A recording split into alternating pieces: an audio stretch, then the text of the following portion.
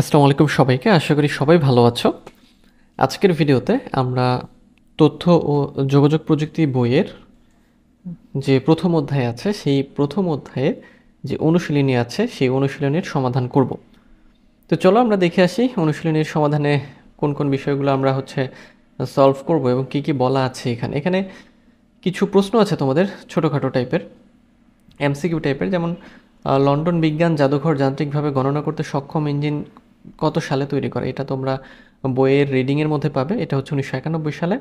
এরপরে কোন আবিষ্কারের ফলে আজকের পৃথিবীতে ঘরে বসে অফিসের কাজ করা সম্ভব হয়? চার্লস ব্যাবেজ, যেটা কম্পিউটার আবিষ্কারের মাধ্যমে সে করেছে।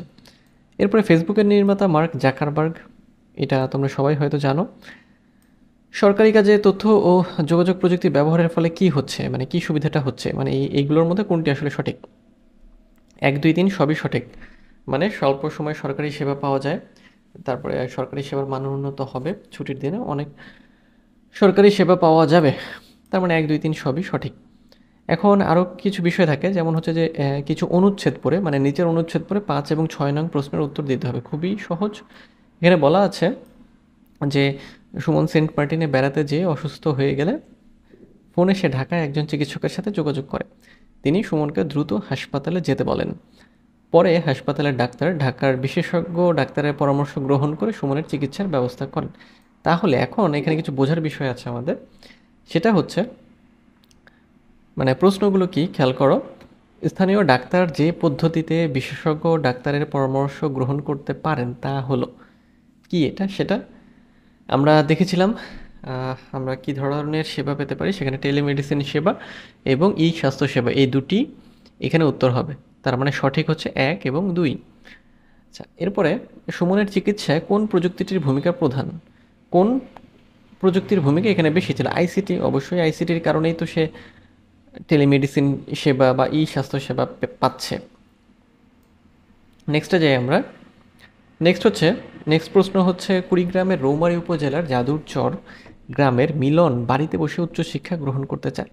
মানে বাড়ি বসেই সে, মানে হাই লেভেলের কোনো ডিগ্রি নিতে চায়। তো তথ্য ও যোগাযোগ প্রযুক্তি কিভাবে তাকে সাহায্য করতে পারে? আচ্ছা, এটা আমরা কিন্তু এই যে অনলাইন এডুকেশন পড়েছিলাম না, ই লার্নিং, ওর মধ্যে আছে। তো এখানে যে যেটা বলা হয়েছে যে কুড়িগ্রামের রৌমারী উপজেলার যাদুরচর গ্রামে মিলন, মানে এইটা হচ্ছে জাস্ট মানে একটা বর্ণনা টাইপের আর কি।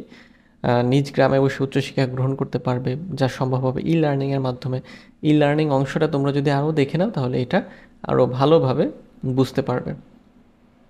আচ্ছা, নেক্সট হচ্ছে, বাংলাদেশের বেকার সমস্যা দূর করতে তথ্য ও যোগাযোগ প্রযুক্তি কি কি সম্ভাবনা সৃষ্টি করেছে? এখানে আমরা দেখেছিলাম যে তথ্য প্রযুক্তি আমাদের কর্মসংস্থানের ক্ষেত্রে অনেক গুরুত্বপূর্ণ ভূমিকা রেখেছে। যেমন আউটসোর্সিং বা ফ্রিল্যান্সিং হতে পারে, এর মাধ্যমে রেমিটেন্স নিয়ে আসা বা বৈদেশিক মুদ্রা আনা সম্ভব। তারপরে আরও অনেক মানে অনলাইন জব সাইট আছে, বা দেশি জব সাইট হোক, যেটাই হোক না কেন, আমরা জবগুলো বা কাজগুলো সম্পর্কে জানছি কি করে? সেটা হচ্ছে যে আইসিটি বা তথ্য ও যোগাযোগ প্রযুক্তি ব্যবহার করে। তো এই প্রযুক্তি ব্যবহার করার ফলে কি হচ্ছে, যে আমরা কাজের ক্ষেত্রে কোথায় কিভাবে কাজ করব বা অ্যাপ্লাই করব সেটা আমরা এখান থেকে খুব ভালোভাবে জানতে পারি।